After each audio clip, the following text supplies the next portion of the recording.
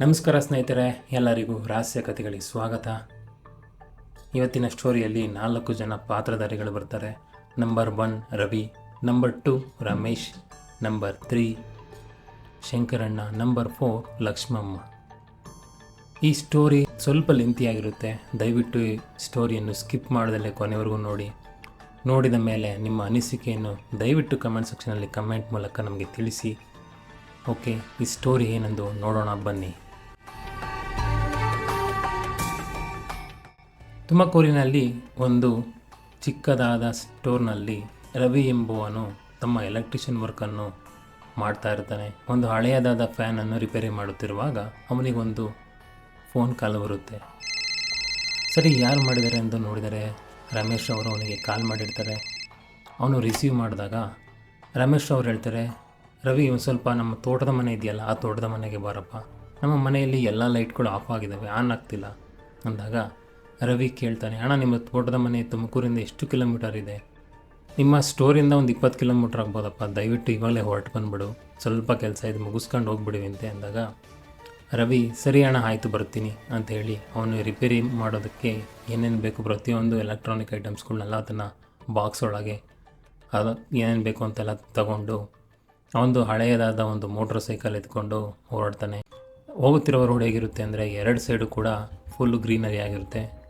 2 side ಗದ್ದೆಗಳು, ತೋಟಗಳು ಇರ್ತವೆ. ಅವನು ಆ ರೋಡಲ್ಲಿ ತುಂಬ ಖುಷಿಯಾಗಿ ಹೋಗ್ತಾ ಇರುವಾಗ ಅವನು ಊರಿನ ರೋಡ್ಗೆ ಟರ್ನ್ ಆಗ್ತಾನೆ. ಆ ಊರಿನ ರೋಡಿಗೆ ಹೋಗ್ತಾ ಇರ್ಬೇಕಾದ್ರೆ ದೂರದಲ್ಲಿ ಅವ್ರು ಹೇಳಿರೋ ಅಡ್ರೆಸ್ಸಲ್ಲಿ ದೂರದಲ್ಲಿ 2 ಮನೆ ಕಾಣಿಸುತ್ತೆ. ಸ್ಟ್ರೇಂಜ್ ಥಿಂಗ್ ಏನಂದರೆ ಅವೆರಡು ಮನೆ ಒಂದೇ ಥರ ಇರುತ್ತೆ. ಅದರಲ್ಲಿ ನಂಬರ್ 1 ಮನೆ ರಮೇಶ್ ಅವರದು. ಅವರು ತುಂಬಾ ಚೆನ್ನಾಗಿ ಕಟ್ಟಿರ್ತಾರೆ ಮನೆ. ಆ ಮನೆ ಹಳ್ಳಿ ಸ್ಟೈಲ್ ವಾತಾವರಣದಲ್ಲಿರುತ್ತೆ. 2ನೇ ಮನೆ ಪಾಳು ಬಿದ್ದಿರುತ್ತೆ. ಆ ಮನೆಯಲ್ಲಿ ಯಾರೂ ವಾಸವಾಗಿರೋಲ್ಲ. ರವಿ ಅಲ್ಲೇ ತನ್ನ ಗಾಡಿಯನ್ನು ನಿಲ್ಲಿಸ್ಕೊಂಡು ಯೋಚನೆ ಮಾಡ್ತಿರ್ತಾನೆ, ಅಲ್ಲ ರಮೇಶಣ್ಣ ಯಾವ ಮನೆ ಹೇಳ್ತು, ನಾನು ಯಾವ ಮನೆಗೆ ಹೋಗಬೇಕು ಅಂತ ಅವನಿಗೆ ಕನ್ಫ್ಯೂಷನ್ ಸ್ಟಾರ್ಟ್ ಆಗಿರುತ್ತೆ. ಅದೇ ಸರಿಯಾಗಿ ರಮೇಶ್ ಅವರು ರವಿ ಅವನು ಬರ್ತಾನೆ ಅಂತೇಳಿ ಹೊರಗಡೆ ಬಂದು ಕಾಯ್ತಿರ್ತಾರೆ. ರವಿ ಅವ್ರನ್ನ ದೂರದಿಂದ ನೋಡ್ತಾನೆ, ಅದು ರಮೇಶಣ್ಣನೇ ಇರಬೇಕು, ಅದೇ ಇರಬೇಕು ಅವ್ರ ಮನೆ ಅಂತೇಳಿ ಅಲ್ಲಿಗೆ ಹೋಗ್ತಾನೆ. ನನಗೆ ಕನ್ಫರ್ಮ್ ಆಗುತ್ತೆ ಇದೇ ರಮೇಶಣ್ಣನ ಮನೆ ಅಂತ ಹೇಳಿ. ರವಿಯನ್ನು ನೋಡಿದ ರಮೇಶ್ ಅವರು, ರವಿ ಇದೇ ಬಾರಪ್ಪ ನಮ್ಮ ಮನೆ ಅಂತ ಹೇಳ್ತಾರೆ. ರವಿ ತನ್ನ ಗಾಡಿಯನ್ನು ಸೈಡಿಗೆ ಹಾಕಿ ಒಳಗೆ ಹೋಗ್ತಾ ಇರುವಾಗ ಅವನ ಕಣ್ಣುಗಳು ಆ 2ನೇ ಮನೆ ಕಡೆ ಹೋಗ್ತಾ ಇರ್ತವೆ. ರವಿ ಈಗ ನೋಡ್ತಿರೋದನ್ನು ರಮೇಶ್ ಅವರು ಗಮನಿಸ್ತಾರೆ. ಮತ್ತೆ ಕರೀತಾರೆ, ಬಾರಪ್ಪ ಒಳಗೆ, ಹೊರಗಡೆ ಅಲ್ಲ ಒಳಗೆ ಬಾರಪ್ಪ ಅಂತ ಕರೀತಾರೆ. ರವಿ ಏನು ಮಾಡ್ತಾನೆ, ಒಳಗೆ ಹೋಗ್ತಾನೆ. ಒಳಗೆ ಹೋಗಿ ಏನಣ್ಣ ಏನು ಪ್ರಾಬ್ಲಮ್ ಆಗಿದೆ ಅಂತ ಕೇಳ್ತಾನೆ. ನೋಡಪ್ಪ, ಈ ಹಾಲಲ್ಲಿ ಮತ್ತು ಅವೆರಡು ರೂಮ್ಗಳಲ್ಲಿ ಲೈಟೇ ಬರ್ತಿಲ್ಲ, ನಾನು ಎಷ್ಟೋ ಪ್ರಯತ್ನಪಟ್ಟೆ ಬರ್ತಾನೆ ಇಲ್ಲ, ಅದೇನಾಗಿದೆ ಅಂತ ಸ್ವಲ್ಪ ನೋಡಪ್ಪ ಅಂದರು. ರವಿ ಅದನ್ನು ಕಿವಿಗೆ ಹಾಕ್ಕೊಂಡಿರಲ್ಲ. ಅವನು ಆ ಮನೆಯ ಕಡೆನೇ ನೋಡ್ತಿರ್ತಾನೆ.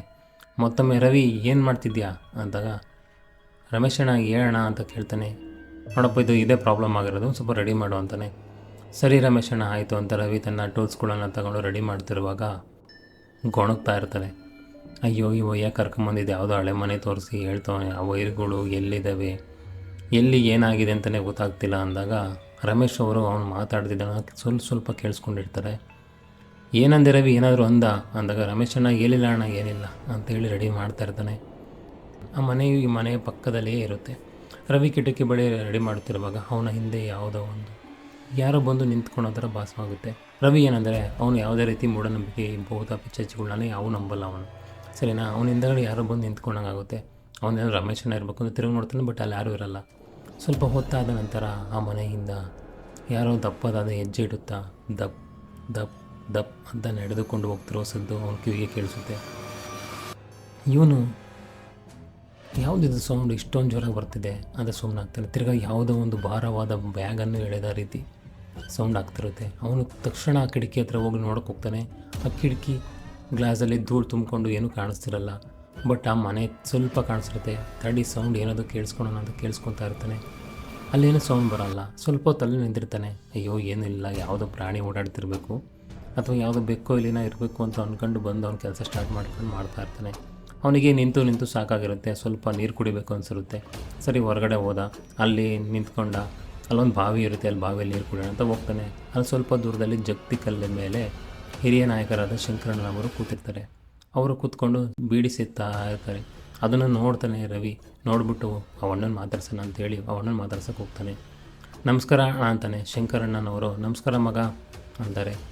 ಯಾರಪ್ಪ ನೀನು, ಏನಕ್ಕೆ ಬಂದಿದ್ದೀಯಾ ಇಲ್ಲಿಗೆ ಅಂತ ಕೇಳಿದಾಗ ರವಿ ಹೇಳ್ತಾನೆ, ಅದೇ ಅಣ್ಣ ರಮೇಶ್ ಅಣ್ಣವ್ರ ಮನೆಗೆ ಸ್ವಲ್ಪ ವೈರಿಂಗ್ ಪ್ರಾಬ್ಲಮ್ ಆಗಿತ್ತು, ಬಂದು ರೆಡಿ ಮಾಡೋಕ್ಕೆ ಬಂದಿದ್ದೀನಿ ಅಂದಾಗ, ರಮೇಶ್ ಅಣ್ಣವ್ರ ಮನೆಗೆ ಬಂದಿದ್ಯಾ, ಸರಿ ಸರಿ ಬಾರಪ್ಪ ಕೂತ್ಕೊಂಡಾಗ ರವಿ ಕೂತ್ಕೊಂಡು ಎರಡನೇ ಮನೆ ಕಡೆನೇ ನೋಡ್ತಾ ಇರ್ತಾನೆ. ಅದನ್ನು ಶಂಕರಣ್ಣ ಗಮನಿಸ್ತಾರೆ. ಏನಕ್ಕೆ ಈ ಹುಡುಗ ಮನೆಯೇ ನೋಡ್ತಾ ಇದ್ದಾನಲ್ಲ, ಏನಿರ್ಬೋದು ಅಂತ ಕೇಳ್ತಾರೆ. ಶಂಕರಣ್ಣನಿಗೆ ಆ ಮನೆ ಬಗ್ಗೆ ತುಂಬ ಗೊತ್ತು. ಆದರೂ ಏನಕ್ಕೆ ಇವ್ನಿಗೆ ನೋಡ್ತಾನೆ, ಇವ್ನಿಗೆ ಗೊತ್ತಾಯ್ತೋ ಇಲ್ವೋ ಅಂತ ಕೇಳ್ತಾರೆ.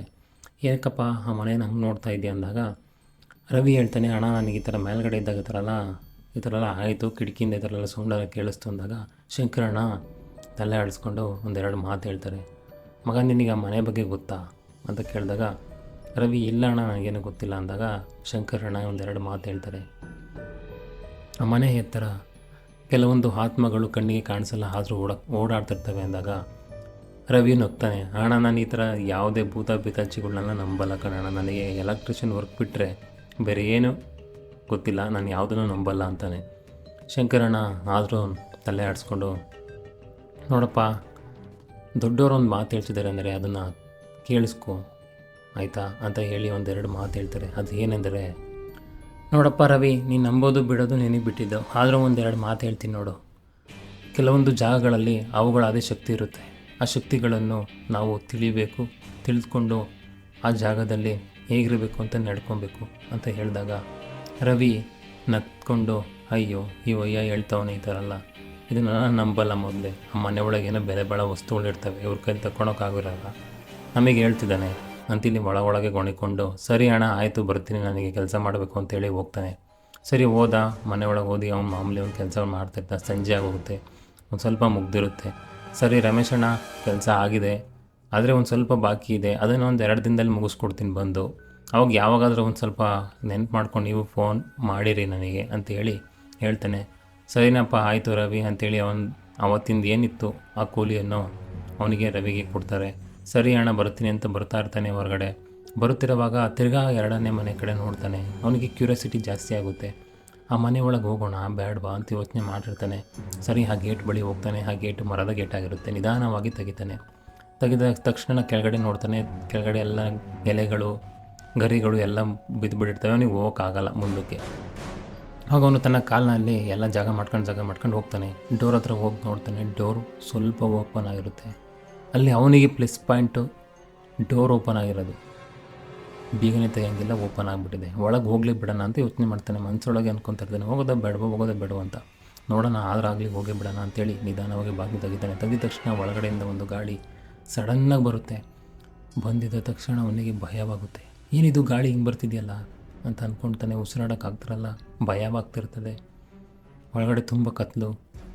ಏನು ಮಾಡೋದು ಅಂದಾಗ ಅವನಿಗೊಂದು ಐಡಿಯಾ ಬರುತ್ತೆ. ಮೊಬೈಲ್ ಟಾರ್ಚ್ ಇದೆ, ಟಾರ್ಚ್ ಹಾಕ್ಕೊಂಡು ಒಳಗೆ ಹೋಗ್ಬಿಡೋಣ ಅಂತೇಳಿ ಒಳಗೆ ಹೋಗ್ತಾನೆ. ಒಳಗೆ ಹೋಗಿ ನೋಡ್ರೆ ತುಂಬ ಧೂಳಿರುತ್ತೆ. ಸೋಫಾಗಳೆಲ್ಲ ನೋಡ್ತಾನೆ. ಸೋಫಾ ತುಂಬ ಧೂಳಿಂದ ಕೂತಿರುತ್ತೆ, ಎಲ್ಲ ಕಡೆ ಧೂಳು. ಸರಿ ಆಯಿತು ರೂಮ್ ನೋಡ್ಕೊಂಬರ ಅಂತ ರೂಮ್ ಹತ್ರ ಹೋಗ್ತಾನೆ. ರೂಮು ಕೂಡ ತುಂಬ ಧೂಳಿನಿಂದ ಕೂತಿರುತ್ತೆ, ಜಾಡು ಕಟ್ಟಿರುತ್ತೆ. ಜಾಡನ್ನೆಲ್ಲ ತಕ್ಕಂಗೆ ಒಳಗಡೆ ಹೋಗ್ತಾನೆ.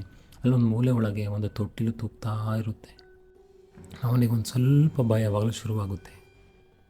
ಏಕೆಂದರೆ ಗಾಳಿ ಒಳಗಡೆ ಬರೋಕ್ಕಾಗಲ್ಲ. ಗಾಳಿ ಆದರೂ ಬಂದಿದೆ, ಹೊರಗಡೆ ಹೋಯಿತು. ಆದರೂ ತೊಟ್ಲು ತೂಗ್ತಿದೆಯಲ್ಲ. ಸ್ವಲ್ಪ ದೂರದಲ್ಲಿ ಮಕ್ಕಳ ಆಟಿಕೆಗಳು, ಅದರಲ್ಲಿ ಒಂದು ಮರದ ಕುದುರೆ, ಅದು ಕೂಡ ತೂಗ್ತಾ ಇದೆ. ಇವನಿಗೆ ಭಯವಾಗಲು ಶುರುವಾಗುತ್ತೆ. ಸರಿ ಆಯಿತು ಅಂತೇಳಿ ಹಾಲಿಗೆ ಬರ್ತಾನೆ. ಹಾಲಿಗೆ ಬಂದು ಸುತ್ತಮುತ್ತ ನೋಡ್ತಿರುವಾಗ ರೂಮಿನಿಂದ ಹೆಜ್ಜೆಗಳ ಮಾರ್ಕ್ಗಳು ಬರ್ತವೆ. ಅದು ಎಲ್ಲಿ ಅಂದರೆ ಟೈಲ್ಸ್ ಯಾವುದು ಅಂತ ನೋಡ್ತಾ ಇರ್ತಾನೆ. ಎಲ್ಲ ಧೂಳು ಸಕ್ಕತ್ತಿರುತ್ತೆ. ಕೆರೆದು ನೋಡ್ತಿರುವಾಗ ಹೆಜ್ಜೆಗಳು ಟೈಲ್ಸ್ ಮೇಲೆ ಮೂಡ್ತಾ ಇರ್ತವೆ. ಆ ಹೆಜ್ಜೆಗಳು ಕೆಸರಿನಿಂದ ಕೂಡಿದ ಹೆಜ್ಜೆಗಳು ಮೂಡ್ತಾ ಇರ್ತವೆ. ಅವುಗಳನ್ನು ನೋಡಿದ ತಕ್ಷಣ ಅವನಿಗೆ ಭಯವಾಗಲು ಶುರುವಾಗುತ್ತೆ. ಆ ಹೆಜ್ಜೆಗಳು ಅವನ ಹತ್ರನೇ ಬರ್ತಾ ಇರ್ತವೆ ಜೋರಾಗಿ. ಅವನು ಸ್ವಲ್ಪ ಹಿಂದಕ್ಕೆ ಹೋಗಿ ಸಡನ್ನಾಗಿ ಈಚೆ ಹೋಗ್ಬಿಡ್ತಾನೆ. ಈಚೆ ಹೋಗಿ ಡೋರ್ ಕ್ಲೋಸ್ ಮಾಡ್ಕೊಂಡು ಗೇಟಿಂದ ಆಚೆ ಹೋಗಿ ಅವನ ಬೈಕ್ ಹತ್ರ ಹೋಗಿ ತಕ್ಷಣ ಬೈಕ್ ಸ್ಟಾರ್ಟ್ ಮಾಡಲು ಕಿಕ್ ಹೊಡಿತಾನೆ ಇರ್ತಾನೆ. ಆದರೆ ಸ್ಟಾರ್ಟ್ ಆಗ್ತಿರಲ್ಲ ಅಲ್ಲಿ. ಏಕೆಂದರೆ ಅವನು ಕೀನೇ ಹಾಕಿರಲ್ಲ. ತಿರ್ಗಿ ಕೀನ ಹುಡಿಕೊಂಡು ಕೀ ಹಾಕಿ ಜೋರಾಗಿ ಸ್ಟಾರ್ಟ್ ಮಾಡುತ್ತಾ ಆ ಜಾಗದಿಂದ ತುಂಬಾ ಸ್ಪೀಡಾಗಿ ಹೊರಟು ಹೋಗಿ ಅವನ ಮನೆಗೆ ಹೋಗಿ ತಲುಪ್ತಾನೆ. ಸರಿ ರಾತ್ರಿ ಆಯಿತು, ಮಲ್ಕೊಂಡ. ನಿದ್ದೆನೇ ಬರ್ತಿಲ್ಲ. ಏಕೆಂದರೆ ಆ ಮನೆಗೆ ಆಗಿದ್ದ ಅನುಭವಗಳೆಲ್ಲ ಅವನ ಕನಸಿನಲ್ಲಿ ಬರ್ತಾ ಇರ್ತವೆ.